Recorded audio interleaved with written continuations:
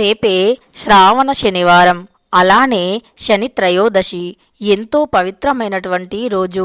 ఇలాంటి రోజు ఎప్పటికీ రాకపోవచ్చు, అంటే మళ్ళీ ఎప్పుడు వస్తుందో రాదో తెలీదు. ఈ శ్రావణ శనివారం శని త్రయోదశి మకర రాశిలో రానుంది. ఇది ఎంతో పవిత్రమైనటువంటిది. ఈ పవిత్రమైన రోజున పొరపాటున కూడా ఇంట్లో ఈ ఒక్క కూరను వండకూడదు, తినకూడదు. కాదని వండినా తిన్నా శనీశ్వరుని యొక్క భయంకరమైనటువంటి దుష్ప్రభావాలకు లోనయ్యి జాతకంలో ఎన్నో రకాల శని దోషాలు ఏర్పడతాయి.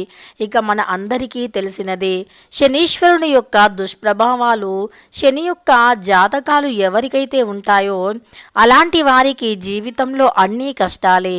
ఎంత కష్టపడి పని చేసినా చేతిలో చిల్లేగవ్వ ఉండదు. ఆర్థిక రీత్యా ఎన్నో బాధలను ఎదుర్కొంటారు.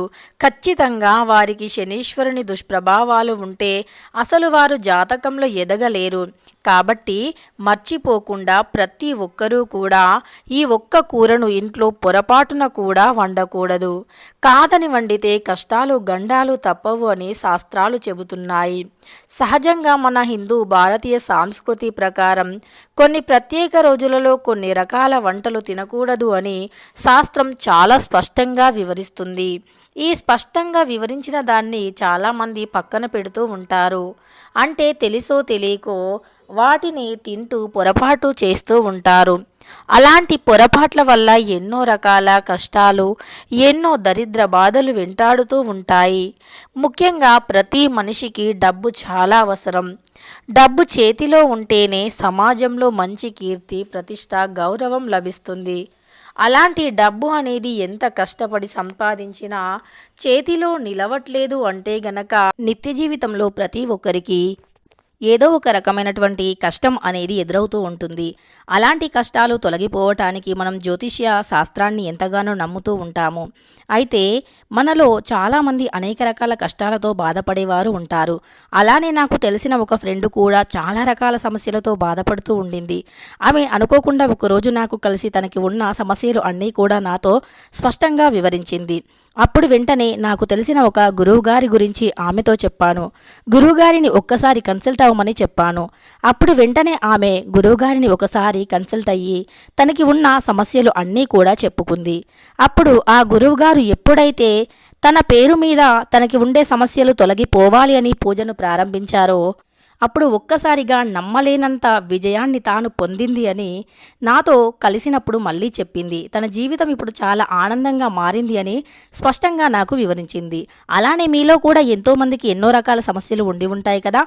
అలాంటి సమస్యలు అన్నీ కూడా తొలగిపోవాలి అంటే శ్రీ షిరిడి సాయిబాబా ఆశీస్సులతో జ్యోతిష్యం చెప్పబడును. గురూజీ శ్రీ సీతారామరాజు గారిని ఒక్కసారి కన్సల్ట్ అవ్వండి. మీకు ఎలాంటి సమస్యలు ఉన్నా అన్నీ కూడా ఖచ్చితంగా తొలగిపోతాయి. ఎక్కడెక్కడో జ్యోతిష్యం చెప్పించుకొని నిరాశ చెంది ఉన్నారా? అయితే ఒక్కసారి మీరు గురువు గారిని కన్సల్ట్ అవ్వండి. మీ పేరు, ఫోటో, మీ ముఖం, చేయి, వయస్సు, గోత్రం వాట్సప్ చేస్తే చాలు. ఫోన్ కాల్ ద్వారానే మీకు జ్యోతిష్యం చెప్పబడును.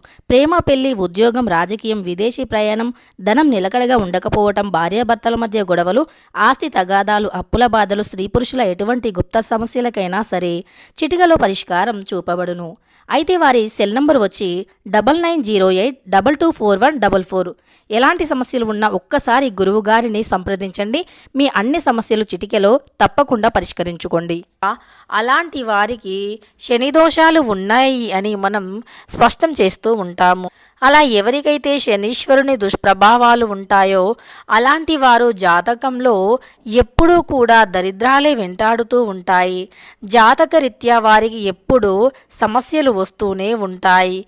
కష్టాలు, దరిద్రాలు వారిని అధికంగా వెంటాడుతూ ఉంటాయి. మరి వీటిని తొలగించుకోవాలి అంటే శనీశ్వరుని యొక్క శనీశ్వరుని అనుగ్రహాన్ని పొందాలి. అంతే తప్ప శనీశ్వరునికి ఆగ్రహం తెప్పిస్తే ఇక అంతే సంగతి. మరి శనీశ్వరునికి ఆగ్రహం ఎలా వస్తుంది అంటే రేపు శనిదేవునికి ఎంతో ఇష్టమైనటువంటి రోజు. రేపు పొరపాటున కూడా కొన్ని చేయకూడని పనులు చేస్తే శని భగవానునికి ఆగ్రహం వచ్చి జీవితంలో అన్ని కష్టాలని ఎదుర్కొంటూ ఉంటాము. కాబట్టి శనీశ్వరుని ఆగ్రహానికి గురి కాకుండా ఉండాలి అన్నా, చేతి నిండా ధనం ఉండాలి అన్నా మర్చిపోకుండా ఈ కూరను వండకూడదు. మర్చిపోయి కూడా ఈ కూరను వండకూడదు. ఇక ఈ కూరని వండితే చాలా రకాల సమస్యలు, దరిద్రాలు పట్టి వెంటాడుతూ ఉంటాయి. అయితే ప్రతి ఒక్కరి జీవితంలో బాగా ఎదగాలి, బాగా సంపాదించాలి, జీవితంలో కష్టాలు ఉండకూడదు, కుటుంబంలో గొడవలు ఉండకూడదు, ముఖ్యంగా దాంపత్య జీవితంలో ఎలాంటి గొడవలు సమస్యలు ఉండకూడదు, పిల్లలు బాగా చదవాలి, చెప్పిన మాట వినాలి, ఎప్పుడు ఇల్లంతా ప్రశాంతంగా ఉండాలి, ఇంట్లో డబ్బుకి లోటు లేకుండా ఉండాలి అని కోరుకుంటాము. అలా ఎప్పుడైతే మనం డబ్బు ఉండాలి, డబ్బు రావాలి అని కోరుకుంటూ తగిన కష్టాన్ని చేస్తున్నప్పటికీ ఆ కష్టానికి తగిన ప్రతిఫలం రాకపోవడం వల్ల మనకు చాలా బాధాకరంగా అనిపిస్తుంది. అదే క్రమంలో ఈ విధంగా మనకు ఎందుకు జరుగుతుంది, వీటిని ఎలా తొలగించుకోవాలి అని రకరకాల పూజలు, పరిహారాలను కూడా చేస్తూ ఉంటాము. అయినా సరే ఆ దరిద్రాలు తొలగిపోవు, మనకు అదృష్టం కలిసి రాదు, జీవితంలో ఏదో ఒక సమస్య అనేది వెంటాడుతూనే ఉంటుంది. వాటన్నింటినీ తొలగించుకోవడానికి శని త్రయోదశి అనేది ఎంతో ముఖ్యమైనటువంటిది. ఎవ్వరూ కూడా ఈ అద్భుతమైనటువంటి రోజుని వదులుకోవద్దు. ఈ రోజున శనీశ్వరుణ్ణి ఏ విధంగా పూజించినా, శనీశ్వరుని చుట్టూ ప్రదక్షిణలను చేసినంటే నవగ్రహాల చుట్టూ ప్రదక్షిణలను చేసినా సరే ఎంతో మంచి పుణ్యం లభిస్తుంది. కొన్ని కూరలు తినకూడని రోజుల్లో తిన్నా, కొన్ని పనులు చేయకూడని రోజుల్లో చేసినా అనేక రకాల ఇబ్బందులు, కష్టాలు ఎదురవుతూ ఉంటాయి. అయితే ఆ కూరల్లో మొట్టమొదటిది ఏమిటో కూడా తెలుసుకుందాం. అది శనీశ్వరునికి అసలు ఇష్టము ఉండదు. వాటిని కాదని తింటే ఎన్నో రకాల సమస్యలు ఎదుర్కొంటారు.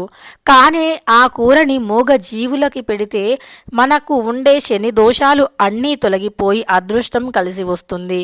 దరిద్రాల నుండి బయటపడతాము. కష్ట నష్టాలు ఖచ్చితంగా తొలగిపోతాయి. రేపు ఎట్టి పరిస్థితుల్లో తలకి నూనెను రాసుకోకూడదు, అలానే ఇంట్లోకి నూనెను తెచ్చుకోకూడదు. శనివారం అంటే వెంకటేశ్వర స్వామి వారికి, ఆంజనేయ స్వామికి, అలానే నరసింహస్వామికి, శనీశ్వరునికి చాలా ఇష్టం. ఈ శనివారం రోజుల్లో ఆంజనేయ స్వామికి తమలపాకులతో పూజ చేయాలి, శివుడిని అభిషేకించి పూజ చేయాలి, శనీశ్వరునికి ప్రదక్షిణలను చేసి నల్ల నువ్వుల నూనెతో దీపాన్ని వెలిగించి పూజ చేయాలి. ఇలా చేస్తే ఎంతటి ఘోరమైన బాధల నుండైనా విముక్తిని పొందుతారు. అప్పుల సమస్యలు తొలగిపోతాయి. కష్టపడి పని చేసిన దానికి తగిన ప్రతిఫలం లభిస్తుంది. కష్టాలు మన నుండి వీడి వెళ్ళిపోతాయి. దరిద్ర బాధలు అన్నీ కూడా తొలగిపోయి అదృష్టం ఖచ్చితంగా కలిసి వస్తుంది.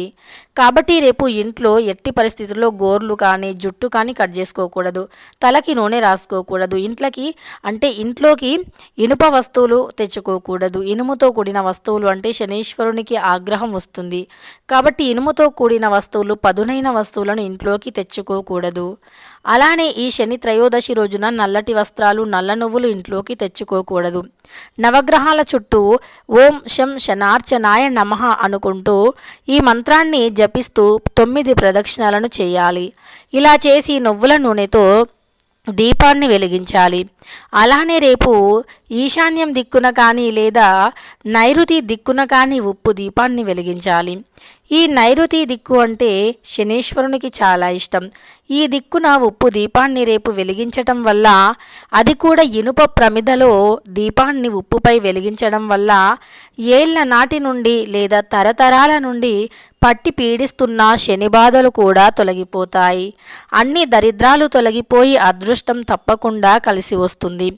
అయితే రేపు ఇంట్లో పొరపాటున కూడా ఏ కూర వండకూడదో, ఏ కూర తినకూడదో తెలుసుకుందాం. కాదని వండితే గనక 7 జన్మాల దరిద్రాలు, పాపాలు అంటగట్టుకొని మనం ఎప్పుడూ కష్టాలను అనుభవిస్తూనే ఉంటాము. ఆ కష్టాలు, బాధల నుండి విముక్తిని పొందాలి అంటే ఎన్ని పూజలు చేసినా ఆ కష్టాలు అనేవి తొలగిపోవు.